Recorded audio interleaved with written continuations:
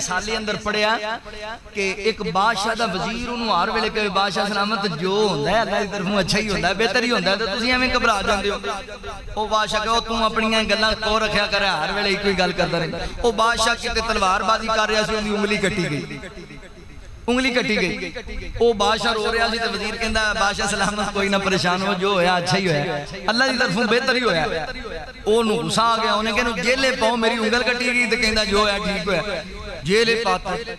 वो कुछ दिन गुजरे ते बादशाह जिहड़ा सी वो किते गया जंगल शिकार करने वास्ते। वो जंगली जिहड़े लोग सन उन्हां बादशाह नूं पकड़ लिया। बादशाह नूं पकड़ के ते उन्हां दा तरीका कार सी भी वो कोई भी बंदा पकड़दे सन ते वो साल बाद या 6 महीने बाद वो अपने माबूद के सामने उन्दी बलि चढ़ा दिंदे।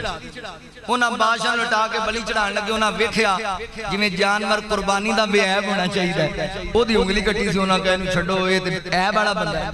वो छड्डता, वो वापस आया, उन्हें कहा वजीर नूं कढ के लियाओ, वाकई सही कहंदा सी, जो होया बेहतर। जे उंगली ना कटी होंदी ते अज साडी धौण कटी गई सी, अज मारे गए। वो लियांदा, उन्हें कहा तू ठीक किया सी, पर एक गल दी समझ नहीं आई, तू तो चंगियां गल्लां करदा सी जी, तू जेल का तू गया? उन्हें कहा जी मेरे नाल भी अच्छा ही होया। किवें?